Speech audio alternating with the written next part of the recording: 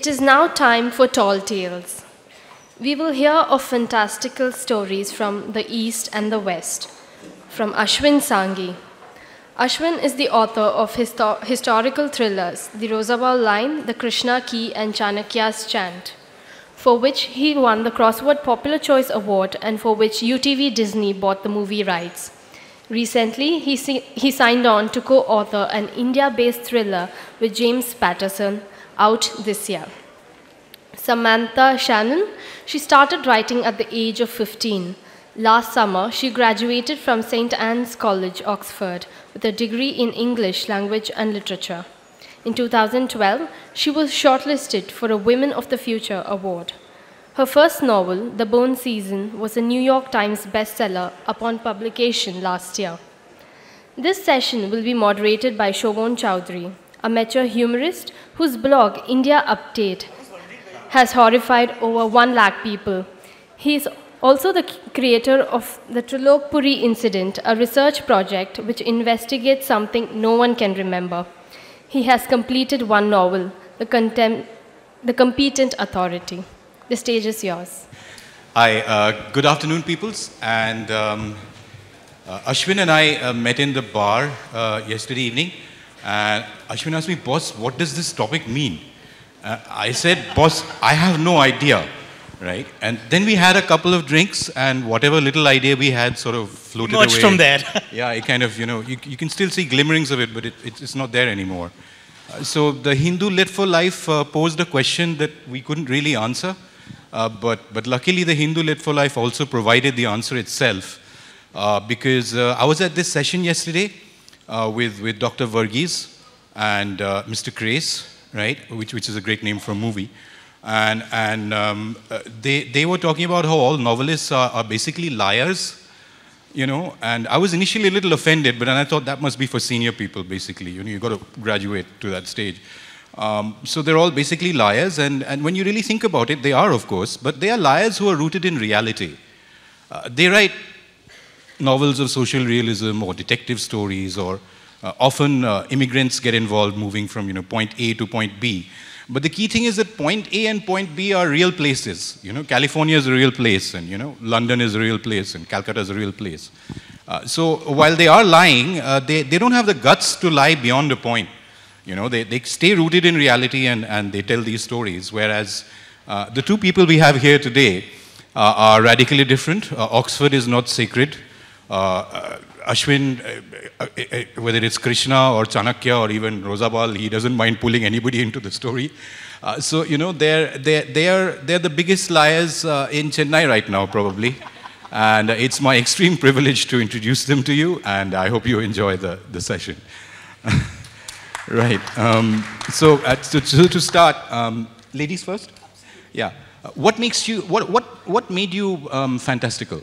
I mean, why not detective stories? Why not something else? What made you fantastical? Parenting? I think I have been asked this before, and I think that it's just this uncontrollable need I have to just sort of kick down the walls in literature.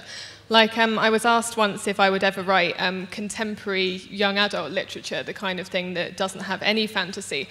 And I said, I think I'd probably last about 5 minutes before I just added a unicorn or something, because I just can't stick to a story that doesn't have any kind of magic or interest in it. And I guess that's just because, you know, I already live a relatively normal life, so it's something that just doesn't appeal to me creatively to continue writing realism. I have this need to create, and I think that's one of the most wonderful things about writing, is that you can create whole imaginary worlds, and everything you imagine can be real, and that's what makes it so exciting for me. Great. What about you, Ashwin? I mean, how did you get into this aspect of the line? My story started with a bottle of whiskey, but we'll come to that later, halfway through the session. But for me, I must tell you, I think I'm probably at 180 degrees to Samantha. Okay. In the sense that for me, I've always adored fiction that sounds like fact. And I would say probably the corollary to that is that I also love my fact that sounds like fiction. So, for example, if I have extra time to watch a television show, then I'll probably put on one of the Indian news channels which has a soundtrack to a news story. Because when it has a soundtrack, you know that probably they are adding on a wonderful layer of, mirch and masala to the entire story. And that fascinates me. So for me, any fiction which seems almost real, there's the old proverb which says that if you're going to lie, then lie as close to the truth as you can.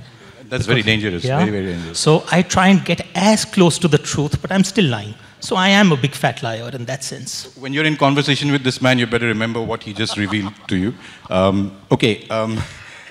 Samantha, question to you, and then to you, Ashwin. When we look at fantasy, right, I mean, it's something away from reality, and it's something that you make up, but there's usually some basis for the things we're making up, right? When you look at India, for example, we're talking about East and West, and East, I guess, India is the main thing we'll talk about here with Ashwin. Most of it is rooted in mythology, actually. It's Shiva, it's Krishna. It's very Amar Chitra Katha, which is something we all read as kids and introduced us to our culture. Whereas if you look at the UK or the US, a lot of the fantasy is seems to be at least, more secular in nature. If you leave out C.S. Lewis, who was obviously very, Christian. But if you look at The Hobbit, or you look at Harry Potter, or you look at your own book, they do not seem to be overtly any religious sort of overtones or resonances in what you do, right?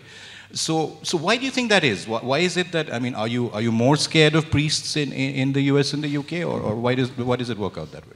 I guess it's just because a lot of people from the UK and the US, I think they feel that I think they would feel it if you included mythology too overtly, that you were preaching. And I think that people notice that quite a lot, which isn't to say at all that if you use religious mythology, then you're inherently preaching something. But I think perhaps people can feel like that. I mean, in my own book, I write about a world in which religion is banned, along with any mention of the afterlife. But I also use quite a lot of Hebrew and Christian mythology. I'm not sure. I guess we all draw on religion and mythology generally just because it provides this treasure trove of amazing stories. And I think in a way, all stories have already been told. And I think that when you're a writer, it's quite difficult to be completely original because you're just drawing on so many stories that have already been told.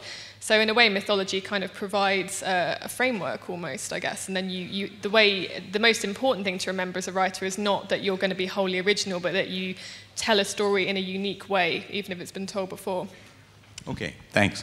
Ashwin, what about you? I mean, do you consciously start with a mythological angle? I mean, you look into mythology for your material, or how does the fantasy work for you? I mean, where does it come from?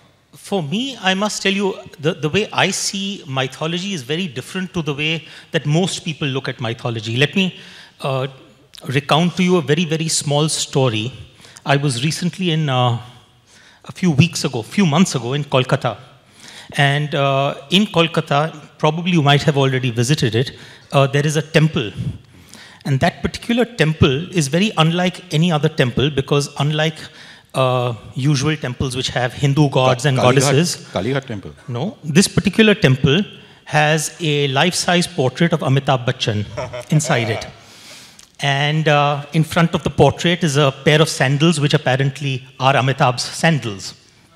And 4 times or 5 times a day, there is actually a Pandit who comes and does Aarti and the prayers at that temple, and people go according to those timings so that they can be there at the time of worship. Just outside the temple, there is a bookseller who sells these 20 rupee booklets, which is the prayer to Amitabh, known as the Amitabh Chalisa. And I was here and I was fascinated by looking at this temple. And I said to myself, okay, now in our country, we say that, Sachin is God. Amitabh is God. We are worshipping Amitabh. What if I was to die tomorrow morning and 200 years later or 300 years later, I came back and by then Amitabh worship has really caught on. People, it's not like there's one temple, but there are 500 temples for Amitabh. And someone asks me, do you think Amitabh was a real man? Do you think that he could have been a historical figure? Now, that is precisely where we are today with our own mythology. that probably it's rooted in, thank you. It's probably rooted, you know, there was the old proverb which says that a myth is a lie which conceals or reveals a truth. What if you were to take that literally? That yes, a myth is a lie which reveals a truth, but that truth is not something which is allegorical. It's not something which is in the nature of a moral. But what if it reveals an actual strand of history? That is what gets my adrenaline pumping, and that's that overlap between history and mythology, that overlap between myth and history. Get the two words together, myth and history. That's a wonderful mystery, and that's exactly what I love. I think that's a wonderful point. That's a wonderful point, and I'd like to take it to you as well. Do you see it as a mix of myth and history? I mean, where does history figure in the way you write when you're writing a fantasy story? I mean, one of the main points of my book is that I wrote an alternate history into it. So although it's not exactly based on mythology, it's kind of, there's a point in the timeline at which it diverges from ours. So the book is set in the year 2059, but in 1859, I used a real event and kind of pretended that that event meant something different to what it actually did in history. And at that point, my protagonist's timeline diverges. And I think that's really exciting, and I think that it really helps ground the book in reality, especially when you're writing fantasy, which is essentially a flight of fancy. But in my book, I also write dystopian fiction, so it's, you know, there's this kind of paradox in that fantasy is meant to make you sort of escape reality. But also, when you're trying to write a fantasy that is intended to frighten people, you also have to ground it in reality enough so that they can be scared by it. So with mine, I kind of added what I call points of reference. So I kind of layered the fantasy world over the real world. So for example, I was at Oxford, and that's where the book is primarily set. And I added real landmarks from Oxford, which makes it, you know, someone walking through Oxford could recognize that and see, oh yeah, that was in the story. So then that makes it feel a lot more real, I think. Since you mentioned Oxford, you studied at Oxford, right? Yeah. And there's a concentration camp in your book which is closely modeled on Oxford, right? Yep. So you didn't have much fun, did you? No. No, I'm kidding. I always get asked this question, like, did you have a terrible time? It sounds like it. I have to tell you that in this book, there are seniors who kind of suck the life out of juniors, and the people in the first year only have numbers. Do they have only numbers in the first year in Oxford? Yeah, they get given numbers, and there's a slum in the middle of... They only get names in the second or the third year, so it's quite horrendous. So. And actually, there's kind of at each stage of the process in the book, the prisoners get different coloured jackets. They get white, pink, and red, and that's kind of a joke, because at Oxford we have to wear different flowers with every time we take an exam. And there's kind of a myth that it's every time you take an exam, the flower gets stained with your blood. I don't know if that's true. I know, it's great. You're not revealing everything now, are you? I mean, no. they make you like swear an oath or something? I mean, how does it work? No, I mean, Oxford was actually perfect for writing a fantasy, because there are so many weird rumours about it. Like, apparently there was one guy that turned up in a full suit of armour to take his exam, and he turned up on a horse. And the only reason that he couldn't take it was that the horse got away or something like that. You're forever hearing rumours like that, and it's probably true, because it is quite an odd place. But you've got to worry about an environment where the students are forced to wear armour, right? I mean, that sounds a little disturbing. No one forced him to wear armour, which could say something about him as a person, but, you know, he just wanted to wear armour, you know, that's fine. Talking of armour reminds me, Ashwin, I mean, I've wondered, like, for example, in India, our sentiments get hurt very easily because, you know, we're sort of very sentimental, right? Doesn't it bother you? I mean, like, you know, I think David is here somewhere. So I suggested to David once about doing a sequel to the Ramayana, and he said, why don't you shoot me right now, because it'll be much faster, you know, because otherwise what happens is they'll burn your house down, and they'll burn my house down, then the neighbors' houses will catch fire, so it'll become a mess, right? So I was just wondering, you're writing about Krishna. Normally when people think of Krishna, you know, they buy a statue or a photograph, but when you thought of Krishna, you thought of a conspiracy. Yeah. So, like, you weren't scared? I mean, how did that work? After my first novel, which was the Rosabal line, and that was, of course, about a tomb in Srinagar, and the popular myth around that tomb is that it contains the remains of Jesus Christ. And that was the first time that I was dealing with a topic which was quote-unquote sensitive. And there is a particular gentleman who sends me an email every day with a passage from the Bible, and he marks it out at the bottom, and he says that this is to prevent the damnation of your soul, because your soul is already damned. Nice. So from that day onwards, I stopped worrying about anything because I realized that I was already damned anyway. But they're helping you. They're helping you. Yeah. Now, coming back to the story about the sensitivity, I think you need to approach every story with a tremendous sense of respect. And I think the other bit is, because that respect does carry through in your storytelling. And I think the other bit is that you owe it to yourself as well as to your reader to give the required amount of time for research into that particular topic before you actually start writing. Because that, again, does come across. So, for example, I'm one of the few novelists who will actually devote maybe 30 pages or 40 pages at the end of a novel in order to provide a list of references. Because the way I see it is that, well, my book is probably a starting point for you. You can probably explore this much better by going into the original sources that I used. Do people do that? I mean, you get any feedback that people have done that? And particularly cities like Chennai and Kolkata do that lots. The other bit, I must tell you, is that I think when we get sensitive, what we do not realize is that our country has had the oldest, probably, the storytelling tradition. And that was without a writing tradition, because writing in our country came probably sometime around 300 or 400 BC with Brahmi. But we had stories in India going back to 4000 and 5000 BC. And you know what happens with stories, right? I mean, most of you would have played a game of Chinese whispers. You sit around in a circle, and what goes in at one end of the circle isn't really what comes out. And that's what the oral tradition does. The same stories got layered over a period of time because of the fact that they were orally conveyed. So, for example, if you take, let's say, a story like the Mahabharata, it started out with 25,000 verses of the Jaya, went on to 50,000 verses of the Bharat, and went on to 100,000 verses of the Mahabharata. I can bet you that there's a lot of stuff that we added along the way and put in order to make the story more exciting. The same applies even with, for example, the Ramayana. I mean, read the Tulsi Ramayana and the Valmiki Ramayana, and the two are rather remarkably different. And there are 300 versions in between. So the point I'm making is that mythology, by very nature, probably there is an element of truth somewhere, but we all find our own ways of being able to express that story. And you like digging for what's behind it. Digging for what's behind it, but at the same time remaining flexible enough to be able to retell the story.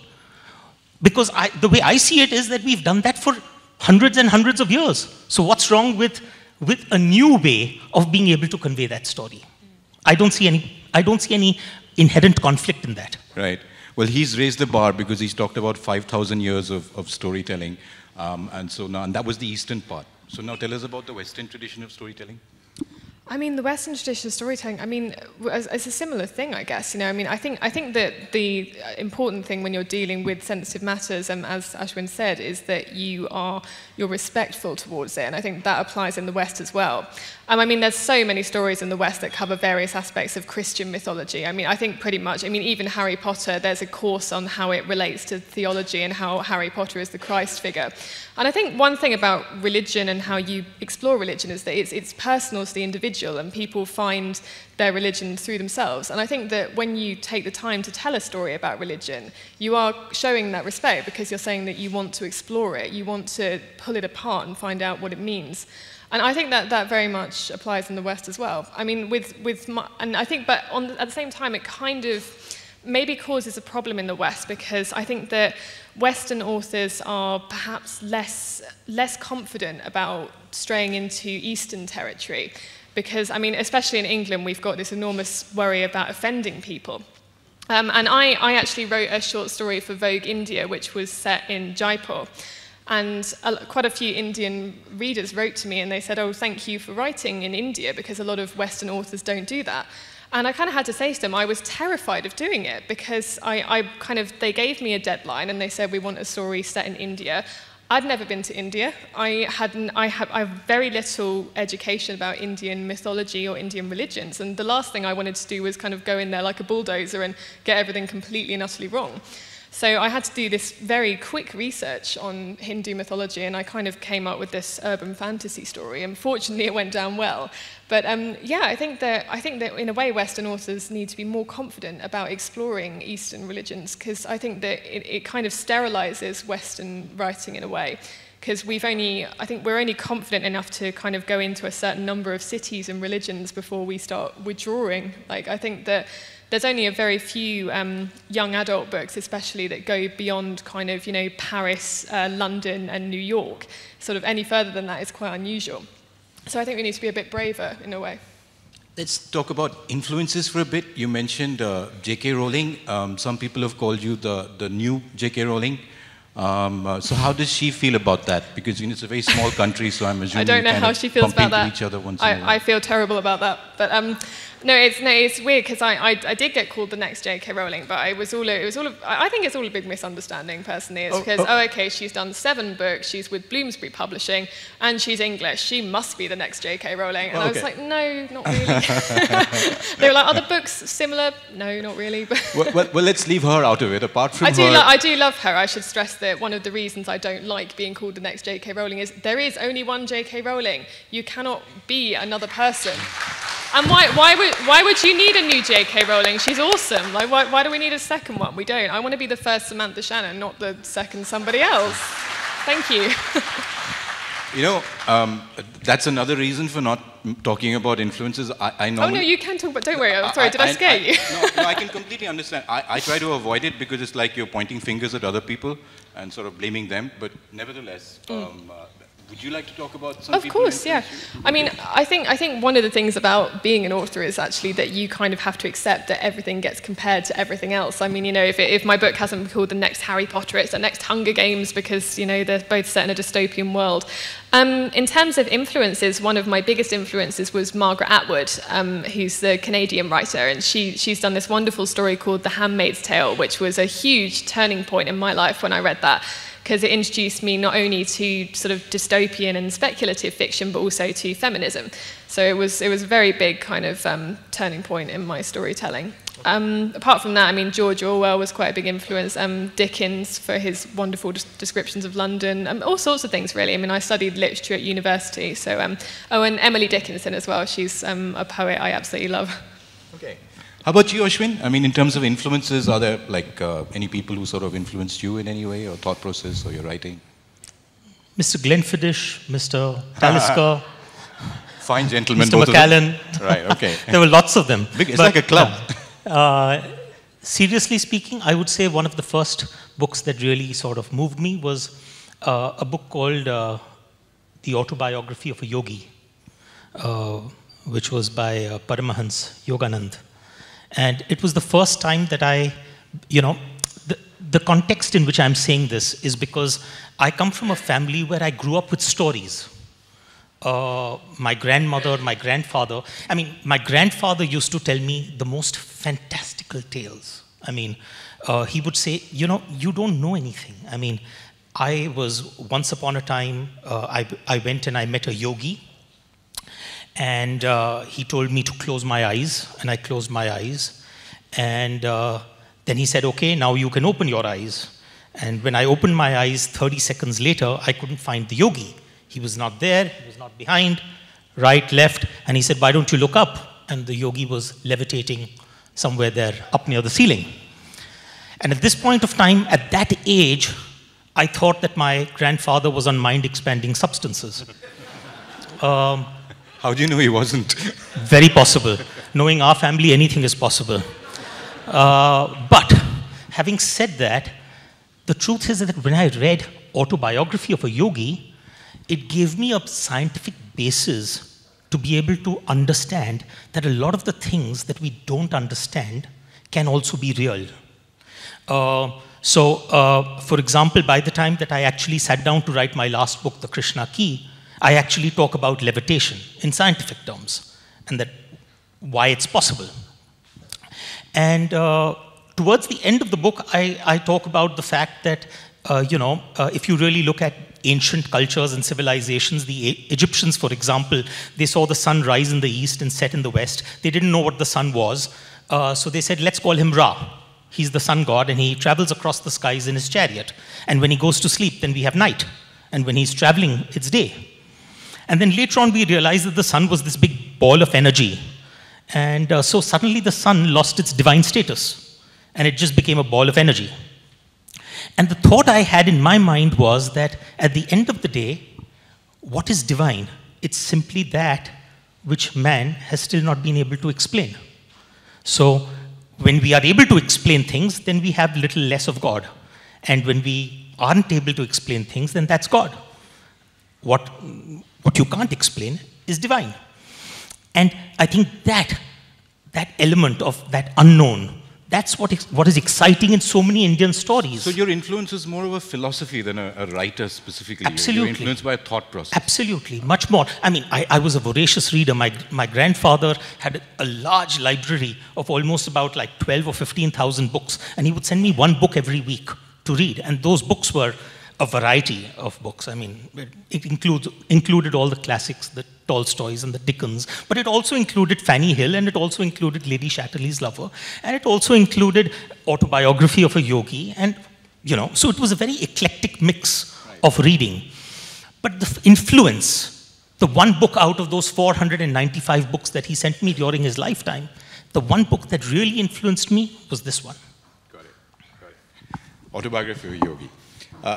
Let's talk about dystopia for a minute. I mean, in your book, for example, Samantha, it's pretty grim on the whole. I think about 6 people die in the first 30 pages, if I'm not mistaken, and many of them in horrible and unexpectedly new ways. So I think dark is a word you can use to describe it. Yeah, I think dark. It's like when you watch that arrow shooting movie where that girl with the arrows shoots at people. The Hunger Games. There you go, the Hunger Games.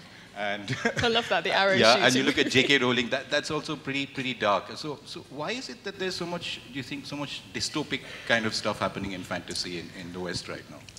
I think it's because the world is quite dark, and I think that people strive to understand darkness. And I think when you write about it in books, it's a way for people to deal with that darkness, but within the space of the book.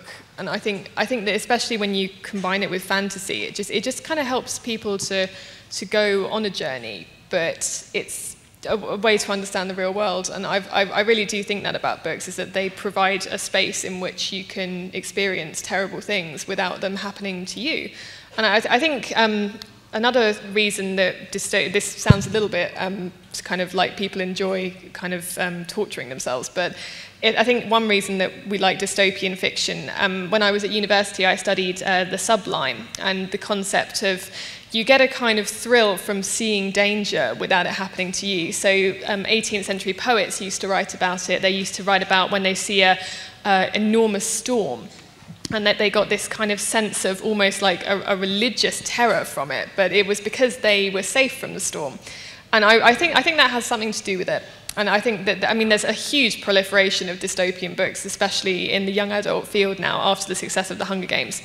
I think that has quite a lot to do with it. There's a combination of the kind of the strange thrill of danger and also trying to get to grips with the world.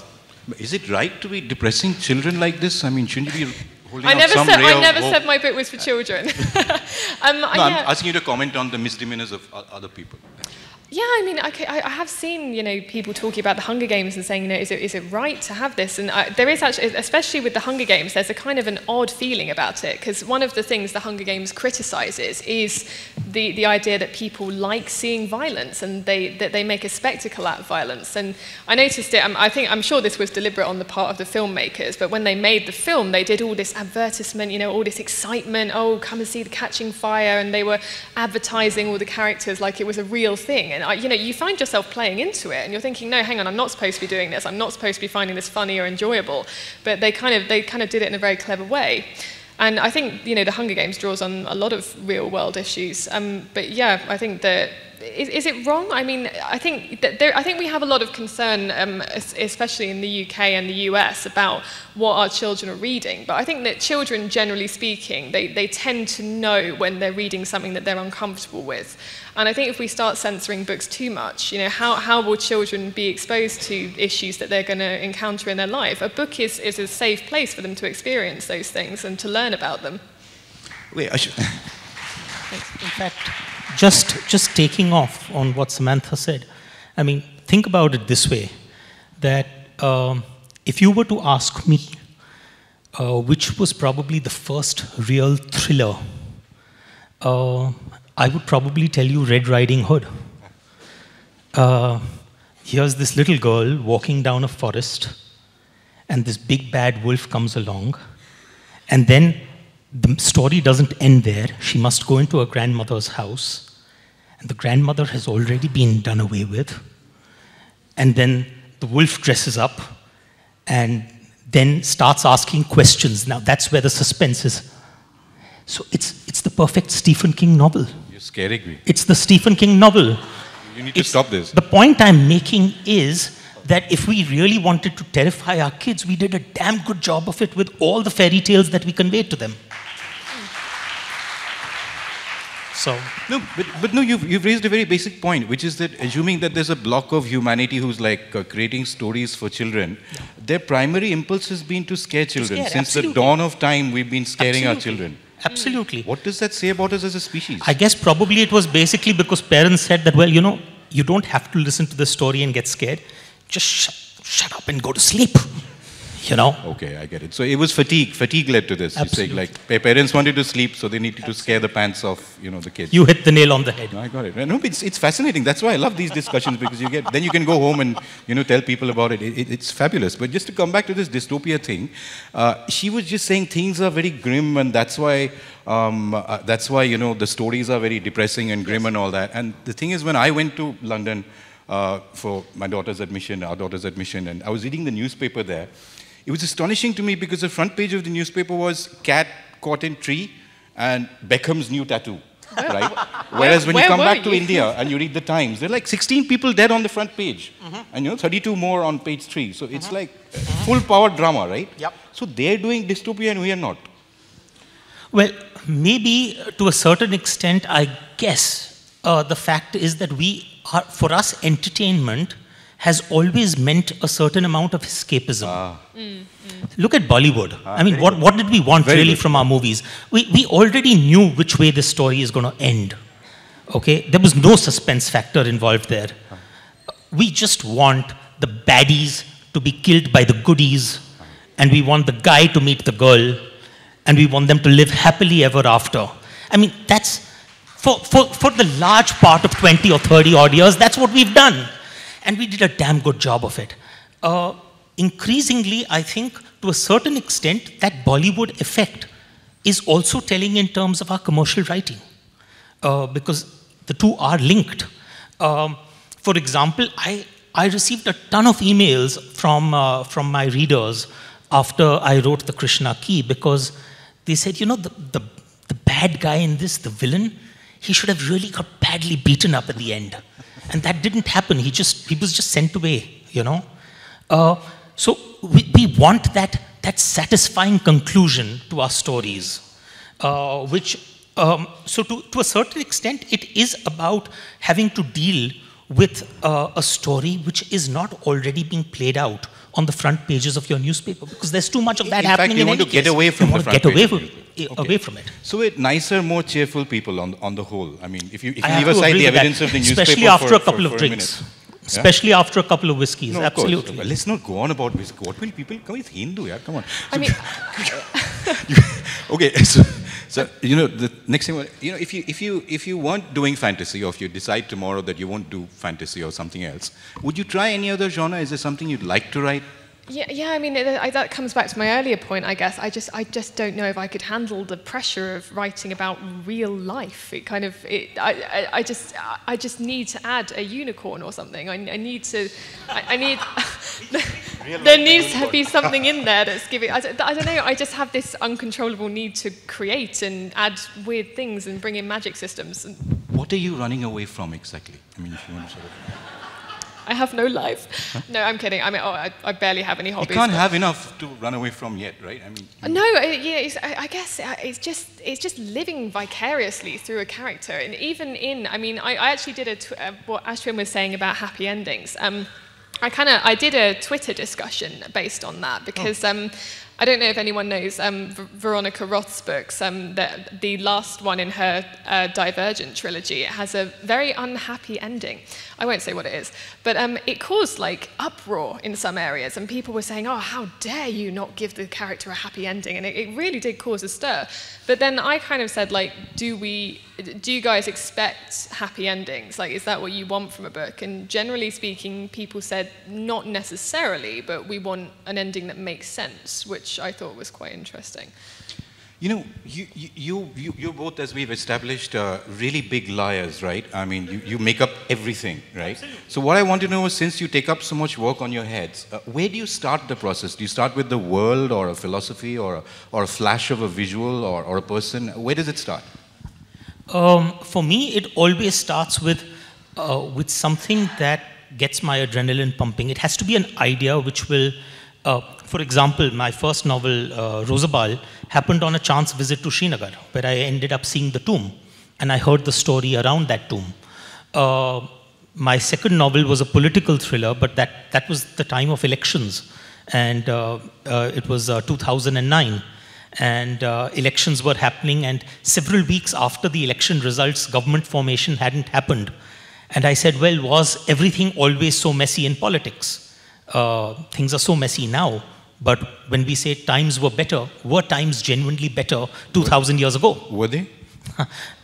You know, I bless my soul that I happen to be living in these times. They didn't have air conditioning. They didn't have air conditioning, but you know, there is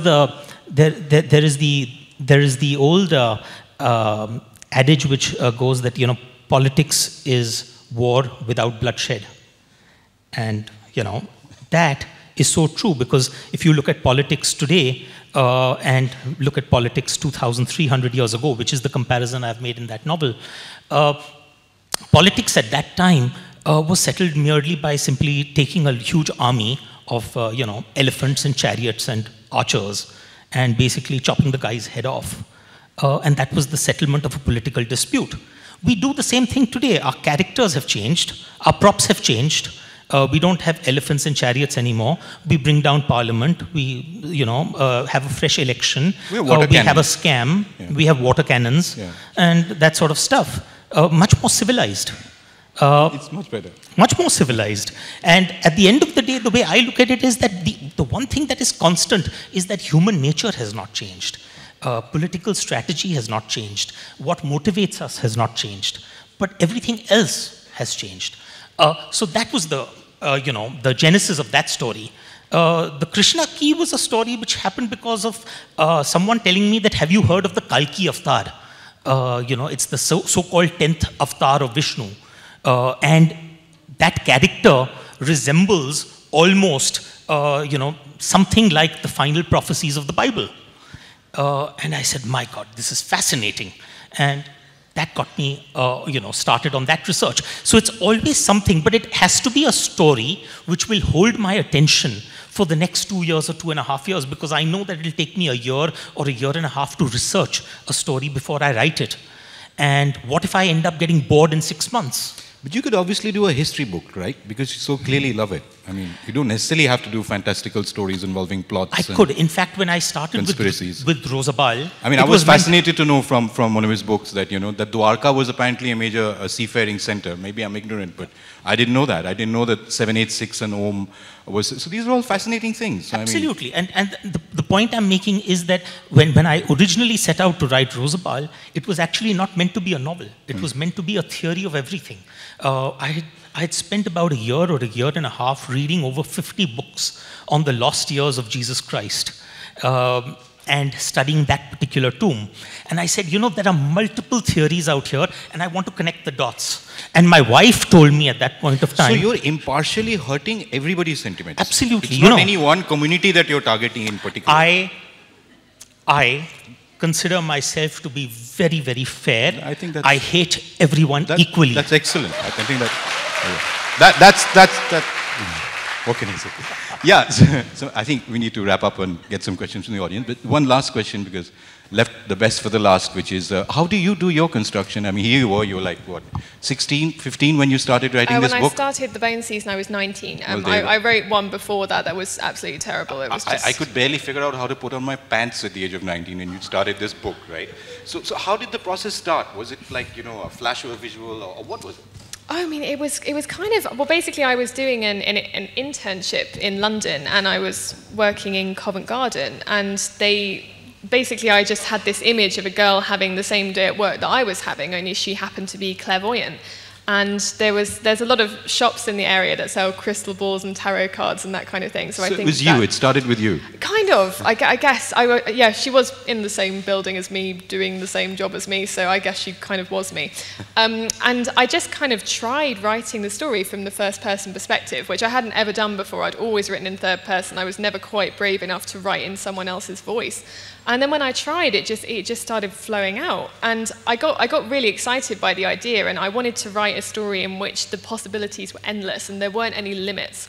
So I brought in lots of different genres. I mean, I don't really like genre as a classification system. I think it restricts writers, because I think that people feel like they have to write into boxes. And that, you know, in order to get an agent in the UK, for example, you have to kind of state to them, you know, this is a fantasy book, this is a history book, this is a thriller.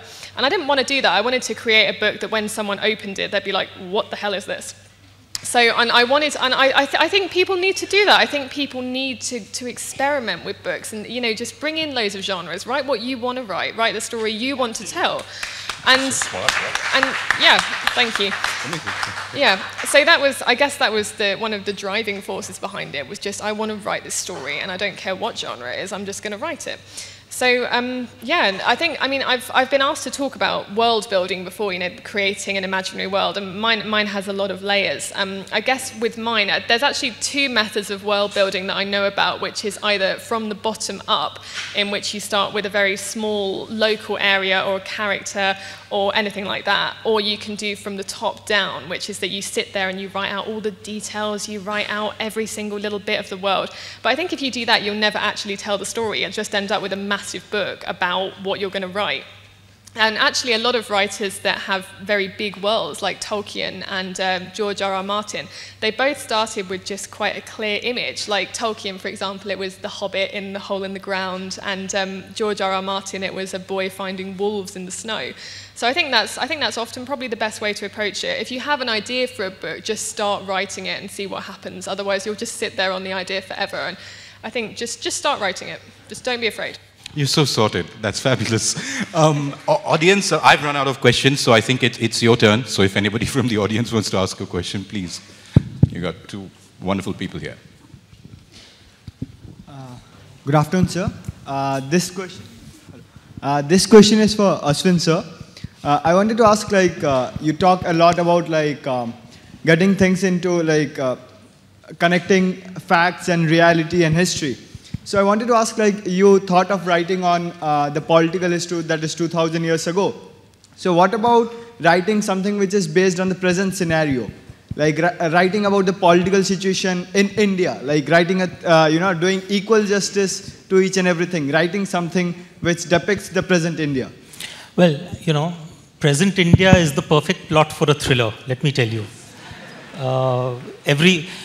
To read a thriller relating to present day events and current events, the reality is that all you need is to pick up the newspaper every morning. And you've got all of it playing out in vivid technicolor on the front pages.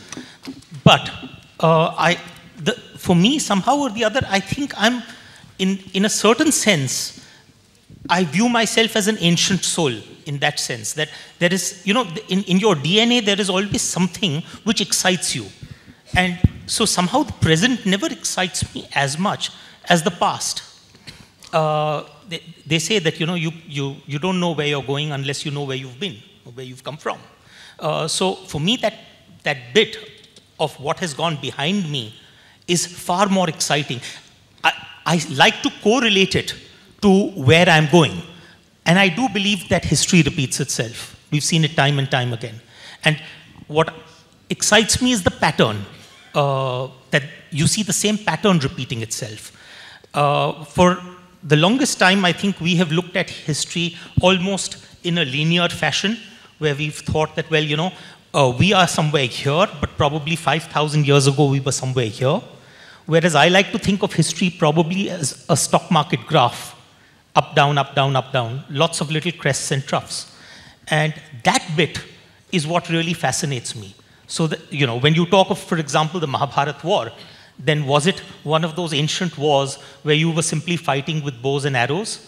Or could there have been a thermonuclear device?